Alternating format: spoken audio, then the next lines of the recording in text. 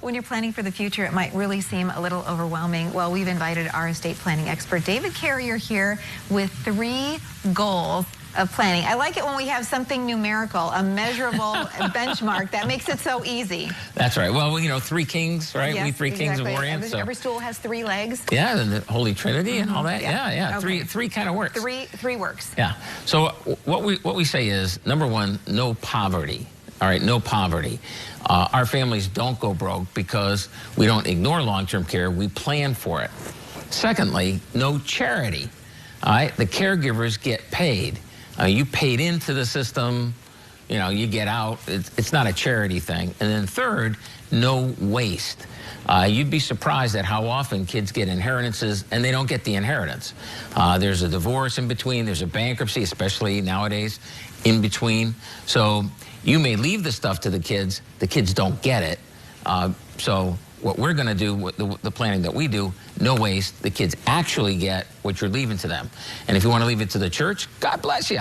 Love it. Yeah, well, and we like the fact that, you know, I always say my goal is to not outlive my money, because I don't want to be a burden to my family members. And having a great plan allows you to get the peace of mind that you'll be able to do that, whatever the size of your accumulated wealth may be. Right. Well, you know, here's the thing.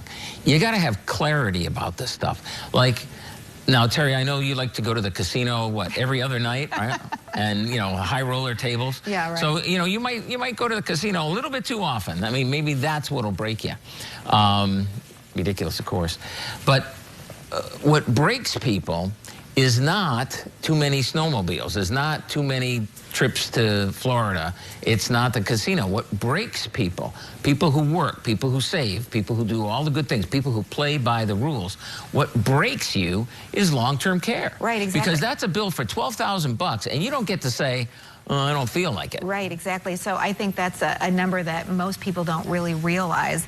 I mean, what was the number again? 12? Well, it's 12,000 if you're in skilled care. Okay. And then, like we have a client just very recently who has psychiatric issues. So you're talking 5 to, restricted area, violence, the whole 9 yards. Well, you could be talking $500 a day, he's got to be isolated, all the rest of that stuff. So it gets well, personal experience. I get the phone call after my mom went into the long-term care. She had the vascular dementia, which is a really, none of them are good ways to go, but vascular is really bad.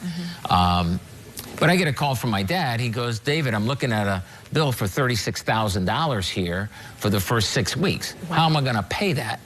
And mom had the psychiatric stuff, because they were adjusting her meds and all the rest. So it got to be more for that period of time. And I'm like, Dad, don't worry about it. We're going to do the Medicaid. It'll be fine. Which, of course, his response was, David, is this legal? Right. Can I actually keep the house? And yeah, Dad, you can keep the house. It's okay. Well, not everyone is blessed enough to have a son who is an expert in estate planning. So for the rest of us who may not have a family member, how does that process work, and how do we really make sure that we're protecting our assets as much as we can for our surviving family members, and then also taking advantage of those federal programs that we have worked hard and we're entitled to be able to receive the benefits? Exactly. You paid in, and everybody else is taken out. And it's like, because here's my thing. Wealthy people got it made. They go buy their own nursing home. That's fine. Poor people, they get it for free. It's the middle class who pays and pays and pays. And then this is the thing, you middle class people, you feel guilty about getting anything back. It's like, what's up with that?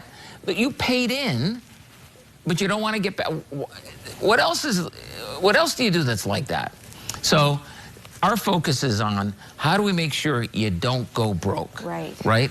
And it's the nursing home that'll make you broke. And I say nursing home, but it's at-home care, as we've talked so often. Assisted living, any of those other kinds of opportunities and that people may need to take advantage of, especially if you have maybe one spouse who needs that specialized care and the other spouse who's able to be healthy enough to still live at home. You want to make sure that you're allowing them to have their own life journey. Right. I think that's the most rewarding part, where we're able to keep a spouse who may be suffering from the dementia, whatever variety, we're able to keep them at home and lift the burden from the caregivers. Now, usually it's the spouse, but frequently it's the kids, you know, and they're working their schedule and everything else. They got their own kids, they got all that. The sandwich generation, we hear about that. Yeah. So you have the Life Plan workshops. And tell us about what you cover in those.